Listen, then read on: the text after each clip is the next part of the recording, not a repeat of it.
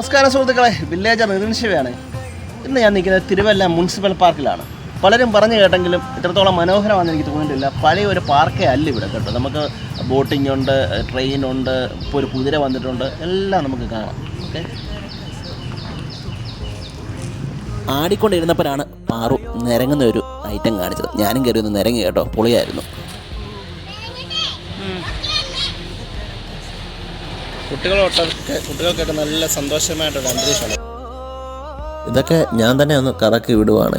ചില രാവിലെ വന്നുകൊണ്ടാണ് ഇവിടെ ആൾക്കാരൊന്നും ഇല്ലാത്തത്. പിന്നെ നമ്മുടെ ഒരു കുതിര ഉണ്ടെന്ന് പറഞ്ഞു. കഴിഞ്ഞ പ്രാവശ്യം വന്നപ്പോൾ ഈ കുതിര കാണാനില്ലായിരുന്നു. അപ്പോൾ ഇവിടെ ഒരു കുതിരയൊക്കെ വന്നിട്ടുണ്ട്. പിന്നെ വെള്ളമൊക്കെ കൊടുത്തുകൊണ്ടിരിക്കുകയാണ്. പാറുവിനൊരു അനുഭവമായിരുന്നു കുതിരയുടെ അടുത്ത് നിന്നൊക്കെ ഒന്ന് എന്നെ കാണാനും ഒക്കെ. എന്നെ തുടരണമെന്നൊക്കെ ഉണ്ട്, നമ്മൾ തൊടിപ്പിക്കേണ്ടാവുന്നു. അപ്പോൾ അങ്ങനെയൊക്കെ ഇരിക്കുകയാണ്. പിന്നെ ഇത് എൻ്റെ കൊച്ചുള്ളതിലിങ്ങനെ ഒരു കാറിങ്ങനെ വട്ടം കറങ്ങുന്നൊരു സാധനമാണ്.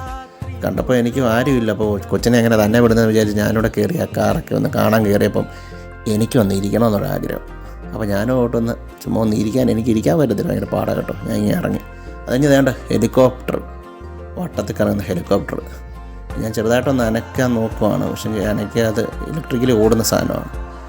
പിന്നെ നമ്മുടെ ആകാശത്തൊട്ടിലാണ് മാസ് ഐറ്റം തീവണ്ടി. 12 പേരുണ്ടല്ലോ, പക്ഷേ ഇത് ഓടിക്കത്തുള്ളൂ.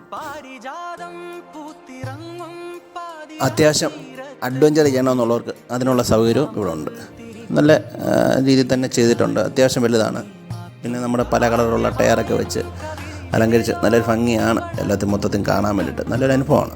ഇത് കണ്ട് മുതിർന്ന ഒരാൾക്ക് അല്ലെങ്കിൽ 3 കുട്ടികൾക്ക് കയറി ചാടി മറിയാനുള്ള ഒരു ഐറ്റമാണ്. പൊളിയാണ്. ഒന്നുകൂടെ പാറുവിന് വട്ടത്തിൽ കറങ്ങുന്നതൊക്കെ കയറണമെന്ന് പറഞ്ഞുകൊണ്ട് വിദ്യ ജോലി ഒന്ന് ഏറ്റെടുത്തിരിക്കുകയാണ്. പിന്നെ ഇവിടെയൊക്കെ നല്ലൊരു അന്തരീക്ഷം കൂടെ ആണ് കേട്ടോ. നമ്മളെല്ലാവരും വന്ന് എക്സ്പീരിയൻസ് ചെയ്യണം.